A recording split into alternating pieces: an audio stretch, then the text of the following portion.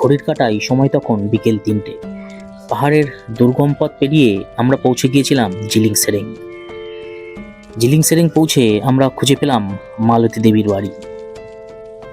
ভিডিওতে যে মানুষটিকে দেখতে পাচ্ছেন ইনি হলেন মালতী মুর্মু, একজন অতি সাধারণ আদিবাসী মহিলা।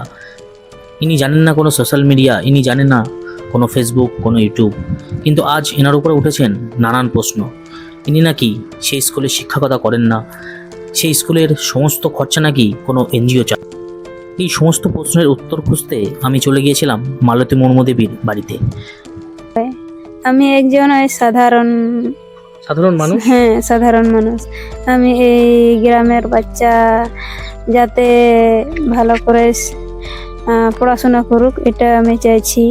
তার জন্য আমি ওই টিউশনের মতো আমি পড়াশোনা করাই। সংস্থাটা এসেছিলেন কত সালে এসেছিলেন দিদি? 2024 সালে এসেছিলেন। তারপরে কি সে সংস্থার এখানে এসেছে? না, 2024 সালে সে সংস্থাটা এখানে এসেছিলেন, তারপরে কিন্তু আসেননি। তো ম্যাডাম, আপনি কত বছর আগে শুরু করেছিলেন এই শিক্ষালয়টি? 5 বছর আগে থেকে শুরু করেছিলাম। পাহাড়ে ঘুরে বেড়ায়, পড়াশোনার দিকে কোনো কিছুই নেই, এমনি খেলাধুলা করে। আর ডিজিটাল যুগ, এরকম করলে তো আর হবে না। শিক্ষা ছাড়া আমাদের বিপ্লব নয়। বন্ধুরা, এই সত্য মিথ্যা খুঁজতে খুঁজতে আজ থেকে 4 বছর আগের একটি নিউজ পোর্টাল আমার সামনে আসে। দেখতে পাচ্ছেন এশিয়ানেট নিউজ বাংলা আজ থেকে 4 বছর আগে পৌঁছে গিয়েছিলেন এই জিলিং সেরেং গ্রামে। এখানে স্পষ্ট লেখা আছে মালতী মুর্মুর সঙ্গে স্কুলে শিক্ষা দিচ্ছেন স্বামী বাঙ্কা। তার মানে এটাই বোঝায় 2020 সাল থেকে মালতী মুর্মু তার স্বামীর সাথে এই স্কুলেই বাচ্চাদের শিক্ষাদান করেন। সেই এনজিওর কিছু মানুষের পোস্টে এটাও চোখে পড়েছে, তাদের দাবি তারা মিড ডে মিল নিয়মিত ওই গ্রামে পাঠাতেন। কিন্তু এই মালতী দেবীর স্কুলে 2020 সাল থেকেই মিড ডে মিল দেওয়া হতো। মিড ডে মিলে থাকে ছোলা এবং ডিম। দেখতেই পাচ্ছেন এটি কিন্তু 4 বছর আগের, এবং সেই মিড ডে মিল দিয়ে সাহায্য করতেন নেপাল মাহাতো নামে এক ব্যক্তি। তাহলে বুঝতেই পারছেন 4 বছর আগে থেকেই এই স্কুলে মিড ডে মিল চালু ছিল। হ্যাঁ, তবে মালতী দেবী কিন্তু কখনোই অস্বীকার করেননি যে কোনো এনজিও সংস্থা 2024 সালে এসেছিলেন এবং কিছুদিন তাদের খাবারের ব্যবস্থা এবং ড্রেস তারা দিয়েছিলেন। এটা কিন্তু মালতী দেবী কখনোই অস্বীকার করেননি। যে সংস্থাটা এসেছিলেন কত সালে এসেছিলেন দিদি? 2024 সালে এসেছিলেন। তারপরে কি সে সংস্থার এখানে এসেছে? না, 2024 সালে সে সংস্থাটা এখানে এসেছিলেন, তারপরে কিন্তু আসেননি। এই টিনের চালটি কি সেই সংস্থার থেকে আপনাকে করে দিয়েছে? না, না, না। কি যে মানুষ এত নেগেটিভিটি ছড়াচ্ছে যে এ হয়েছে এই সংস্থা থেকে এই করে দিয়েছে, স্কুল নেই এই গ্রামের মধ্যে। কিন্তু আমরা আস্তে আস্তে পাহাড়ের উপরে প্রায় 4 থেকে 5টি প্রাইমারি স্কুল আছে, মানে নিচ থেকে উপর পর্যন্ত। এখান থেকে মানে বেশ 1 কিলোমিটার কাছে একটা প্রাইমারি স্কুল। হ্যাঁ, ওইটাতে আমাদের গ্রামের ছেলেপেলে ওখানেই বাচ্চারা পড়াশোনা করে। তো মানুষজন কি রটাচ্ছে 15 কিলোমিটারের ভিতরে কোনো স্কুল নেই। এটা কি সত্যি কথা? 15 কিলোমিটারের মধ্যে কোনো স্কুল নেই? না, কিন্তু আমরা আস্তে আস্তে দেখলাম যে পরপর 4-5টা প্রাইমারি স্কুল। দিদি এভাবেই যেভাবে পড়াচ্ছে এভাবেই বাচ্চাদের পড়িয়ে যাক, যেন তার এই পড়ানোতে কোনো বাধা না আসে। আমাকে যেন সোশ্যাল মিডিয়ার যাতে ব্যবহার করা না হয়। আমি একজন সাধারণ মানুষ। হ্যাঁ, সাধারণ মানুষ। আমি এই গ্রামের বাচ্চা যাতে ভালো করে পড়াশোনা করুক এটা আমি চাইছি। তার জন্য আমি ওই টিউশনের মতো আমি পড়াশোনা করাই। আর তো ম্যাডাম, আপনি কত বছর আগে শুরু করেছিলেন এই শিক্ষালয়টি? 5 বছর আগে থেকে শুরু করেছিলাম। আচ্ছা, 5 বছর আগে থেকে। আচ্ছা, আপনি কতদূর পড়াশোনা করেছেন? আমি বেশি দূর পড়াশোনা করিনি, হায়ার সেকেন্ডারি। আচ্ছা, আপনার কি এই পাহাড়ি এলাকায় বাড়ি ছিল আগে?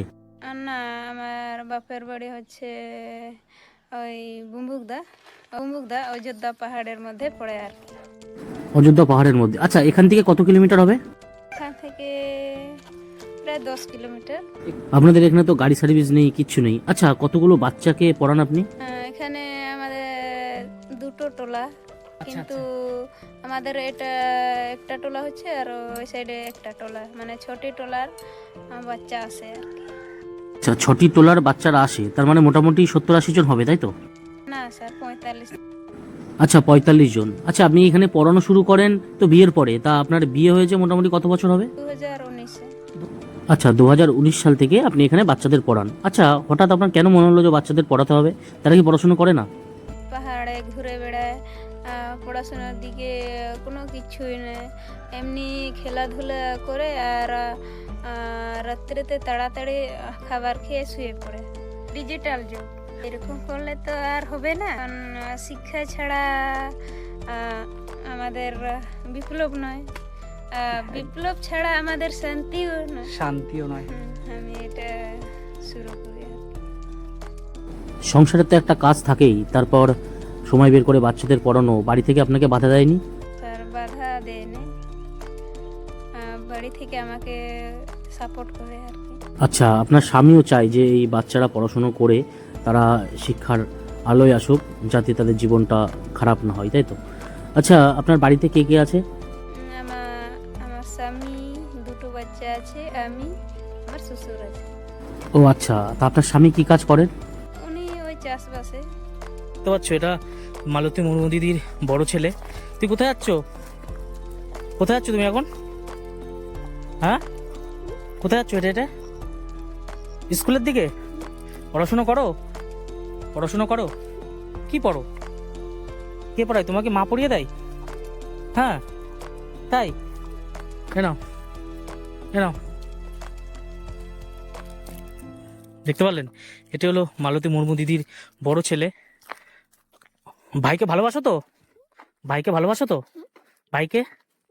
হ্যাঁ, তাই? দেখতে পাচ্ছ, এটা হচ্ছে কিন্তু ওনার রান্নাঘর। দেখো, এই ছোট্ট টুকুনে রান্নাঘরে তিনি কাঠে রান্না করেন। তো এই ছিল ভিডিও। আশা করি ভিডিওটি আপনাদের ভালো লেগেছে। আমি যতটা পারলাম এই ভিডিওর মাধ্যমে সত্যতা তুলে ধরার চেষ্টা করলাম। তো যদি ভিডিওটা ভালো লাগে অবশ্যই মানুষের সামনে ছড়িয়ে দেবেন।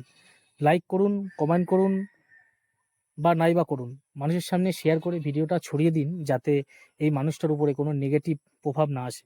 তো ভালো থাকবেন, আবার দেখা হবে পরের ভিডিওতে।